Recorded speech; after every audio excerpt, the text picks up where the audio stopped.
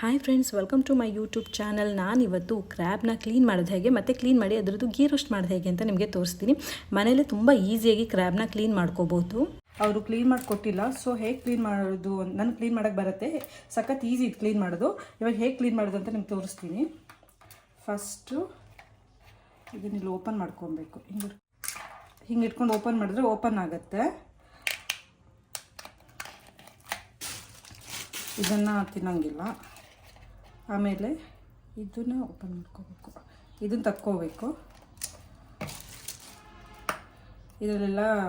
ಇದೆಲ್ಲ ತಿನ್ನೋದಲ್ಲ, ಇದನ್ನೆಲ್ಲ ತೆಗಿಬೇಕು.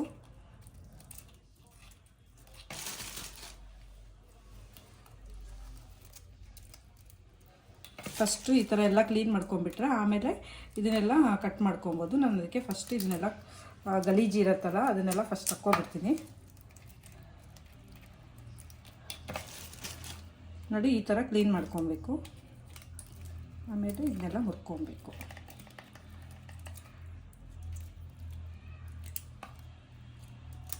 ಈ ಸಮುದ್ರ ಕ್ರ್ಯಾಬ್ ಅಲ್ವಾ, ಸಖತ್ ಸಾಫ್ಟ್ ಇರುತ್ತೆ, ಆರಾಮಾಗಿ ಕೈಯಲ್ಲೇ ಮಾಡ್ಬೋದು. ಅದೇ ನೀವೇನಾದರೂ ಗದ್ದೆಲಿ ಸಿಗುತ್ತಲ್ಲ, ಗದ್ದೆಯಲ್ಲಿ ಹೊಳೆಲೆಲ್ಲ ಸಿಗುತ್ತಲ್ಲ, ಅದನ್ನೆಲ್ಲ ಮಾಡೋಕ್ಕೆ ಹೋಗ್ಬಿಟ್ರಂತೂ ಫುಲ್ ಗಟ್ಟಿ ಇರುತ್ತೆ. ಈ ಥರ ಮುರ್ಕೊಳ್ಳೋಕ್ಕೆ ಆಗಲ್ಲ. ನೋಡಿ, ಈ ಥರ ಮುರ್ಕೊಂಡು ಈ ಥರ ಕ್ಲೀನ್ ಮಾಡ್ಕೊಬೇಕು. ಇದನ್ನೆಲ್ಲ ತಕ್ಕೋಬೇಕು. ಈ ಬ್ಲ್ಯಾಕ್ ಇದೆಯಲ್ಲ, ಇದನ್ನೆಲ್ಲ ತಗೋಬೇಕು. ಸೊ ಇದಿವಾಗ ಕ್ಲೀನ್ ಆಗಿದೆ. ಇದೇ ಥರ ಇದಿಷ್ಟನ್ನು ಕ್ಲೀನ್ ಮಾಡ್ಕೊಂಡು ಇವಾಗ ಇದನ್ನೆಲ್ಲ ಕ್ಲೀನ್ ಮಾಡ್ಕೊಂಡಿದ್ದೀನಿ. ನೋಡಿ, ಕ್ಲೀನ್ ಮಾಡಿದ್ಮೇಲೆ ಎಷ್ಟು ಕಮ್ಮಿ ಆಯಿತು, ಅದಕ್ಕೂ ಮುಂಚೆ ಎಷ್ಟು ಜಾಸ್ತಿ ಕಾಣಿಸ್ತಾ ಇತ್ತು, ಇವಾಗ ಎಷ್ಟು ಕಮ್ಮಿ ಕಾಣಿಸ್ತಾ ಇದೆ. ಸೊ ಇದನ್ನು ಫುಲ್ ಕ್ಲೀನ್ ಮಾಡಿಕೊಂಡು ವಾಶ್ ಮಾಡಿ ಇಟ್ಕೊಂಡಿದ್ದೀನಿ. ಇದೆಲ್ಲ ಇದ್ರದ್ದು ಕೊಂಬೆಲ್ಲ ನಾನು ತೆಗೆದುಬಿಟ್ಟಿದ್ದೀನಿ. ಬೇಕಿದ್ರೆ ನೀವು ಇದರಲ್ಲೇನೂ ಇಟ್ಕೋಬೋದು. ಇದ್ರ ತೆಗೆದು ಇದ್ರ ತುದಿನ ಮಾತ್ರ ಕಟ್ ಮಾಡ್ಕೊಂಡಿದ್ದೀನಿ. ಆಮೇಲೆ ಇದು ಕಾಳುಗಳು, ಇದನ್ನು ಎಲ್ಲರೂ ಏನು ಮಾಡ್ತಾರೆ ಅಂದರೆ ಇದ್ರ ಜೊತೆಗೆ ಹಾಕ್ತಾರೆ, ಇಲ್ಲ ಕೆಲವೊಬ್ರು ಇದನ್ನು ಬಿಸಾಕ್ಬಿಡ್ತಾರೆ. ಬಟ್ ಇದು ತುಂಬ ಚೆನ್ನಾಗಿ ಆಗಬೇಕಂದ್ರೆ ಏನು ಮಾಡಬೇಕಂದ್ರೆ ಇದನ್ನು ಗ್ರೈಂಡ್ ಮಾಡ್ಕೊಬೇಕಂದ್ರೆ ನೈಸಾಗಿ ಮಾಡಬಾರ್ದು. ಸ್ವಲ್ಪ ತರಿಯಾಗಿ ಮಾಡಿಕೊಂಡು ಇದ್ರ ರಸ ಹಿಂಡಿ ಯಾವುದೇ ರೆಸಿಪಿ ಮಾಡಿ, ನೀವು ಸಾಂಬಾರ್ ಮಾಡಿ, ಸುಕ್ಕ ಮಾಡಿ, ಅಥವಾ ಗೀ ರೋಸ್ಟ್ ಯಾವುದೇ ಮಾಡಿದ್ರು ಇದನ್ನ ಗ್ರೈಂಡ್ ಮಾಡಿಕೊಂಡು ಇದ್ರ ರಸನ ತೆಗೆದ್ಬಿಟ್ಟು ಹಾಕಬೇಕು. ಆವಾಗಲೇ ಕ್ರ್ಯಾಬ್ ಸುಕ್ಕ ಆಗಲಿ, ಕ್ರ್ಯಾಬ್ ಯಾವುದೇ ರೆಸಿಪಿ ಆದರೂ ತುಂಬಾ ಟೇಸ್ಟಿ ಆಗುತ್ತೆ. ಇವಾಗ ಇದನ್ನ ಹೇಗೆ ಮಾಡೋದು ಅಂತ ನೋಡೋಣ. ಫಸ್ಟ್ ಇದನ್ನ ಮ್ಯಾರಿನೇಟ್ ಮಾಡ್ಕೊತೀನಿ ನಾನು. ಸಾಲ್ಟು, ಸೀ ಫುಡ್ಡಿಗೆಲ್ಲ ಸ್ವಲ್ಪ ಸಾಲ್ಟ್ ಕಮ್ಮಿನೇ ಹಾಕೋಬೇಕು. ಸ್ವಲ್ಪ ಸಾಲ್ಟ್ ಹಾಕೊಳ್ತಾ ಇದ್ದೀನಿ.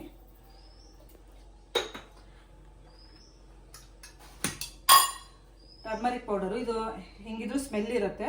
ಸ್ಮೆಲ್ ಜಾಸ್ತಿ ಬರಬಾರ್ದು ಅಂದರೆ ನಾನ್ ವೆಜ್ಗೆಲ್ಲ ಟರ್ಮರಿಕ್ ಪೌಡರ್ ಸ್ವಲ್ಪ ಜಾಸ್ತಿನೇ ಹಾಕೋಬೇಕು. ಅರಿಶಿನ ಪುಡಿ ಜಾಸ್ತಿ ಹಾಕಿದಷ್ಟು ಟೇಸ್ಟು ಚೆನ್ನಾಗಿ ಬರುತ್ತೆ, ಆಮೇಲೆ ಸ್ಮೆಲ್ಲು ಕಮ್ಮಿ ಆಗುತ್ತೆ. ಜಿಂಜರ್ ಗಾರ್ಲಿಕ್ ಪೇಸ್ಟ್, ಆಮೇಲೆ ನಾನು ಮಸಾಲೆ ಮಾಡ್ಕೊಳ್ತಾನು ಜಿಂಜರ್ ಗಾರ್ಲಿಕ್ ಎಲ್ಲ ಹಾಕ್ಕೊಳ್ತೀನಿ. ಸೊ ಇದು ಸ್ವಲ್ಪ ಹಾಕ್ಕೊಳ್ತಾ ಇದ್ದೀನಿ. ಖಾರದ ಪುಡಿ ಸ್ವಲ್ಪ ಹಾಕ್ಕೊತೀನಿ, ಇದನ್ನು ಅಷ್ಟೇ ಸ್ವಲ್ಪ ಹಾಕ್ಕೊತೀನಿ. ಆಮೇಲೆ ಮಸಾಲೆಗೂ ಹಾಕೋಬೇಕು, ಫುಲ್ ಖಾರ ಆಗಿಬಿಡತ್ತೆ. ಸ್ವಲ್ಪ ಇದಕ್ಕೆ ಮಸಾಲೆ ಇಟ್ಕೊಳ್ಳಿ ಅಂತ ಖಾರದ ಪುಡಿ ಹಾಕ್ತಾಯಿದ್ದೀನಿ. ಇದೆಲ್ಲ ಹಾಕಿಬಿಟ್ಟು ಚೆನ್ನಾಗಿ ಇದೆಲ್ಲ ಹಾಕಿ ಚೆನ್ನಾಗಿ ಮಿಕ್ಸ್ ಮಾಡಿ ಒಂದು ಕಡೆ ಇಟ್ಕೊಂಡ್ಬಿಡ್ತೀನಿ ನಾನು. ಇದು ಚಿಕ್ಕ ಕ್ರ್ಯಾಬು, ಚಿಕ್ಕ ಕ್ರ್ಯಾಬೂ ಅಷ್ಟೇ ಟೇಸ್ಟಿ ಆಗುತ್ತೆ. ಈ ಥರ ಚಿಕ್ಕ ಕ್ರ್ಯಾಬ್ ಇದ್ದಾಗ ನೀವು ಗೀ ರೋಸ್ಟ್ ಆ ಥರ ಎಲ್ಲ ಮಾಡ್ಕೊಂಡ್ರೆ ಒಳ್ಳೆ ಚೆನ್ನಾಗಾಗುತ್ತೆ. ಎಲ್ಲದಕ್ಕೂ ಮಿಕ್ಸ್ ಆಗುತ್ತೆ. ಫುಲ್ ಕೈಯಲ್ಲೆಲ್ಲ ಕಲ್ಸೋಕ್ಕಾಗಲ್ಲ, ಚಿಕನ್ ಅದೆಲ್ಲ ಕಲಿಸ್ತೀವಲ್ಲ ಆ ಥರ ಚುಚ್ಚಿಬಿಡತ್ತೆ. ಸೊ ನಿಧಾನಕ್ಕೆ ಎಲ್ಲದಕ್ಕೂ ಹಾಗೆ ಮಸಾಜ್ ಮಾಡೋ ರೀತಿ ಸ್ವಲ್ಪ ಮ್ಯಾರಿನೇಟ್ ಮಾಡ್ಕೊಬೇಕು. ಈಗ ಇವಾಗ ಈ ಥರ ಮ್ಯಾರಿನೇಟ್ ಮಾಡ್ಲಿಕ್ಕೆ ರೆಡಿ ಮಾಡಿ ಇಟ್ಕೊಂಡಿದ್ದೀನಿ. ಇದನ್ನ ಒಂದು ಸೈಡಿಗೆ ಇಟ್ಕೊತೀನಿ. ಈಗ ಇದಕ್ಕೆ ಮಸಾಲೆ ತಕ್ಕೊಳ್ಳೋಣ. ಗೀ ರೋಸ್ಟಿಗೆ ಮಸಾಲೆ ಬೇಕಲ್ಲ, ಅದನ್ನು ರೆಡಿ ಮಾಡ್ಕೊಳ್ಳೋಣ. ಇವಾಗ ಗೀ ರೋಸ್ಟಿಗೆ ಮಸಾಲೆ ತಕ್ಕೋಬೇಕು. ಮಸಾಲೆಗೆ ಬ್ಯಾಡಗಿ ಮೆಣಸು ತೊಗೊಂಡಿದ್ದೀನಿ. ಇದು ಕಲರ್ ಚೆನ್ನಾಗಿ ಬರುತ್ತೆ ಅಂತ ಈ ಮೆಣಸು ತೊಗೊಂಡಿದ್ದೀನಿ. ಮತ್ತು ಬೆಳ್ಳುಳ್ಳಿ, ನಾನ್ ವೆಜ್ಗೆಲ್ಲ ಬೆಳ್ಳುಳ್ಳಿ ಎಷ್ಟು ಹಾಕಿದ್ರು ತುಂಬ ಟೇಸ್ಟಿ ಆಗುತ್ತೆ. ಶುಂಠಿ ಮತ್ತು ಸ್ವಲ್ಪ ಹುಣಸೆ ಹಣ್ಣು, ನೀವು ಬೇಕಿದ್ರೆ ಲೆಮನ್ ಹಾಕೋಬೋದು. ನಿಮಗೆ ಅಥೆಂಟಿಕ್ ಟೇಸ್ಟ್ ಬರಬೇಕು ಅಂದರೆ ಹುಣಸೆ ಹಣ್ಣನ್ನೇ ಹಾಕ್ಕೊಬೇಕು. ಇದನ್ನೆಲ್ಲ ಇವಾಗ ಒಂದು ಮಿಕ್ಸಿ ಜಾರಿಗೆ ಹಾಕ್ಕೊಂಡು ಮಿಕ್ಸಿ ಮಾಡ್ಕೊತೀನಿ. ಇದಕ್ಕೆ ಕೊತ್ತಂಬರಿ ಪುಡಿ ಹಾಕ್ಕೊಳ್ತಾ ಇದ್ದೀನಿ. ಒಂದು ಅರ್ಧ ಸ್ಪೂನಷ್ಟು ಕೊತ್ತಂಬರಿ ಪುಡಿ ಹಾಕ್ಕೊಳ್ತಾ ಇದ್ದೀನಿ.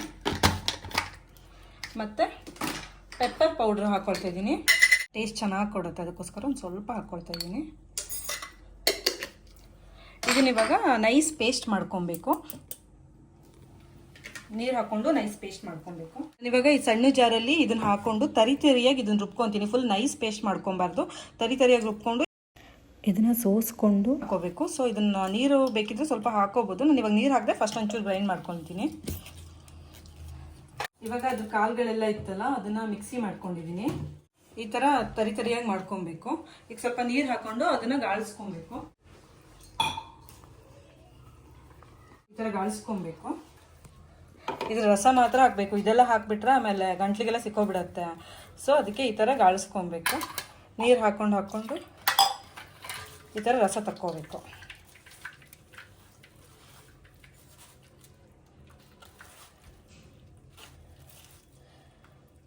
ಈ ಥರ ಮಾಡಿದ್ರೆ ಮಾತ್ರ ಕ್ರ್ಯಾಬ್ ಏಡಿ ಸುಕ್ಕ ಎಲ್ಲ ಚೆನ್ನಾಗಾಗೋದಿಲ್ಲ, ಅಂದರೆ ಚೆನ್ನಾಗೇ ಆಗೋಲ್ಲ, ಒಂಥರ ಅದ್ರದ್ದು ಫ್ಲೇವರೇ ಬರೋದಿಲ್ಲ.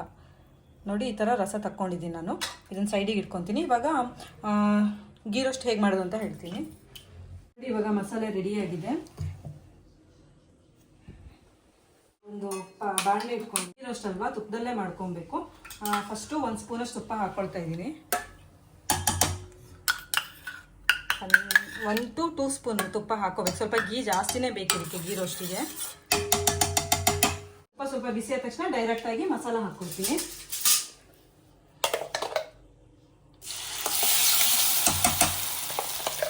ಈ ಮಸಾಲೆ ಎಲ್ಲ ತುಪ್ಪದಲ್ಲಿ ಚೆನ್ನಾಗಿ ಫ್ರೈ ಆಗಬೇಕು.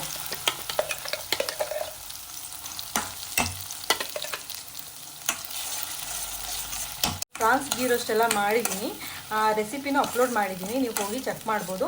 ಅದು ಇದೇ ಥರ ಮಾಡೋದು, ಸ್ವಲ್ಪ ಪ್ರೊಸೀಜರ್ ಚೇಂಜ್ ಇರುತ್ತದು. ಇದು ಡೈರೆಕ್ಟಾಗಿ ನಾವಿದು ಕ್ರಾಬ್ಸ್ನ ಹಾಕ್ಕೊಳ್ತೀವಿ ಮಸಾಲೆಗೆ. ಫ್ರಾನ್ಸ್ನೆಲ್ಲ ಸ್ವಲ್ಪ ತುಪ್ಪದಲ್ಲಿ ಫಸ್ಟು ಫ್ರೈ ಮಾಡಿಕೊಂಡು ಆಮೇಲೆ ಹಾಕ್ಕೋಬೇಕು. ಇದೇನು ಬೆನ್ಕೋಬಿಡತ್ತೆ, ಸೊ ಡೈರೆಕ್ಟಾಗಿ ಹಾಕ್ಕೊಂಡು ನಡೆಯುತ್ತೆ.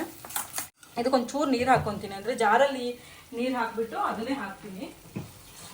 ತುಂಬ ನೀರು ಹಾಕೋಕ್ಕೆ ಹೋಗಲ್ಲ, ಯಾಕಂದರೆ ಇದನ್ನು ರುಬ್ಬಿಟ್ಕೊಂಡಿದ್ದೀನಿ ಅಲ್ವಾ, ಅದ್ರ ನೀರು ಹಾಕಬೇಕಾಗತ್ತೆ. ಅದಕ್ಕೋಸ್ಕರ ಸ್ವಲ್ಪ ನೀರು ಹಾಕ್ಕೊತೀನಿ.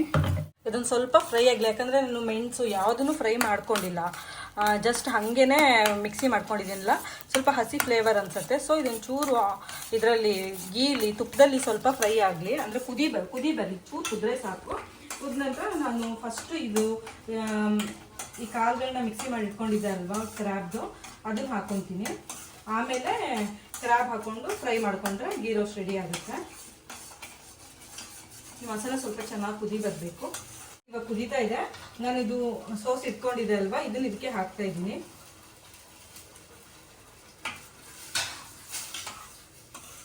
ಉಪ್ಪು ಆಲ್ರೆಡಿ ನಾನು ಅದಕ್ಕೆ ಹಾಕಿಟ್ಕೊಂಡಿದ್ದೀನಿ. ಸೊ ಇದಕ್ಕೆ ಮಸಾಲೆಗೆ ಸ್ವಲ್ಪ ಉಪ್ಪು ಹಾಕ್ಕೊಳ್ತಾ ಇದ್ದೀನಿ. ಆಲ್ರೆಡಿ ಕ್ರ್ಯಾಬಿಗೂ ಸಾಲ್ಟ್ ಹಾಕಿಟ್ಕೊಂಡಿರೋದ್ರಿಂದ ಮಸಾಲೆಗೆ ಸ್ವಲ್ಪ ಉಪ್ಪು ಹಾಕ್ಕೊಂಡ್ರೆ ಸಾಕು. ಅದಲ್ಲದೆ ಸೀ ಫುಡ್ ಅಂದರೆ ಸ್ವಲ್ಪ ಉಪ್ಪೆಲ್ಲ ಕಮ್ಮಿನೇ ಹಾಕ್ಕೋಬೇಕು. ಇದೊಂದು ಒಳ್ಳೆ ಕುದಿ ಬರ್ತಾ ಇದೆ, ಫ್ಲೇವರು ತುಂಬ ಚೆನ್ನಾಗಿ ಬರ್ತಾ ಇದೆ. ಇದು ಇವಾಗ ಕುದೀತಾ ಇದೆಯಲ್ಲ, ಮ್ಯಾರಿನೇಟ್ ಮಾಡಿ ಇಟ್ಕೊಂಡಿದ್ದೆ ಅಲ್ವಾ ಕ್ರ್ಯಾಬು, ಇದನ್ನು ಇದಕ್ಕೆ ಹಾಕ್ತಾ ಇದ್ದೀನಿ.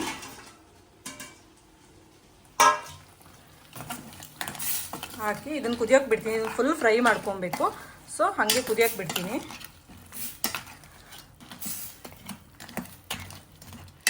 ಇದು ಚೆನ್ನಾಗಿ ಬೆಂದ್ಕೋಬೇಕಲ್ವಾ, ಹಾಗೆ ಇದನ್ನು ಮುಚ್ಚಿಬಿಟ್ಟು ಸ್ವಲ್ಪ ಹೊತ್ತು ಹಾಗೆ ಕುದಿಯೋಕೆ ಬಿಡ್ತೀನಿ. ಮುಚ್ಚಿ ಕುದಿಸ್ಕೊತೀನಿ. ಇದು ಒಂದು 2 to 3 ಮಿನಿಟ್ಸ್ ಬಿಟ್ಟಿದ್ದೀನಿ. ಚೆನ್ನಾಗಿ ಕುದೀತಾ ಇದೆ, ಆಲ್ರೆಡಿ ಕುಕ್ ಆಗಿರುತ್ತೆ ಇದು.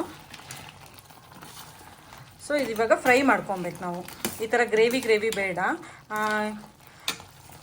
ಗೀ ರೋಸ್ಟ್ ಅಂದರೆ ಗ್ರೇವಿ ಇರಲ್ಲ, ಫುಲ್ಲು ರೋಸ್ಟ್ ಆಗಬೇಕು. ಸೊ ಇದನ್ನು ಚೆನ್ನಾಗಿ ಫ್ರೈ ಮಾಡ್ಕೊಬೇಕು. ಮಸಾಲೆಲೆ ಚೆನ್ನಾಗಿ ಫ್ರೈ ಆಗಬೇಕು. ಇವಾಗ ಸ್ವಲ್ಪ ಫ್ಲೇಮ್ ಜಾಸ್ತಿ ಇಟ್ಕೊಂಡು ಇದನ್ನು ಫ್ರೈ ಮಾಡ್ಕೊಬೇಕು. ಇದೆಲ್ಲಿವರೆಗೂ ಫ್ರೈ ಮಾಡ್ಕೊಬೇಕಂದ್ರೆ ತುಪ್ಪ ಬಿಟ್ಕೊಳ್ಳುತ್ತೆ, ಅಲ್ಲಿವರೆಗೂ ಫ್ರೈ ಮಾಡ್ಕೊಬೇಕು. ಹಂಗೆ ಫ್ರೈ ಮಾಡ್ಕೊಂಡ್ರೆ ಇದಾಗಿದೆ ಅಂತ ಅರ್ಥ. ಇಲ್ಲೆಲ್ಲ ಸೈಡಿಗೆ ತುಪ್ಪ ಬಿಟ್ಕೊಳ್ತಾ ಇದೆ. ಈ ಥರ ತುಪ್ಪ ಬಿಟ್ಕೊಳ್ಳೋಕೆ ಸ್ಟಾರ್ಟ್ ಆದರೆ ಆಲ್ಮೋಸ್ಟ್ ಆಗಿದೆ ಅಂತ. ನಿಮಗೆ ಇಷ್ಟೇ ಗ್ರೇವಿ ಬೇಕು, ಇವಾಗ ನೀರು ದೋಸೆ ಅದಕ್ಕೆಲ್ಲ ಇಷ್ಟು ಗ್ರೇವಿ ಇದ್ದರೆ ತುಂಬ ಚೆನ್ನಾಗಿರುತ್ತೆ. ನೀರು ದೋಸೆ ರೊಟ್ಟಿಗೆಲ್ಲ. ಇಲ್ಲ ನಮಗೆ ಇಷ್ಟು ಗ್ರೇವಿ ಬೇಡ ಅಂದರೆ ಇನ್ನೂ ಫ್ರೈ ಮಾಡ್ಕೊಬೇಕು. ಲಾಸ್ಟ್ಗೆ ಕೊತ್ತಂಬರಿ ಸೊಪ್ಪು ಹಾಕ್ತಾಯಿದ್ದೀನಿ.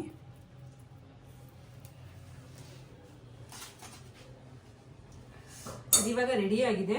ನೀವೂ ಈ ಥರ ಮಾಡಿ ನೋಡಿ, ಹೇಗಿತ್ತು ಅಂತ ನನಗೆ ಕಮೆಂಟ್ ಮಾಡಿ. Thank you all.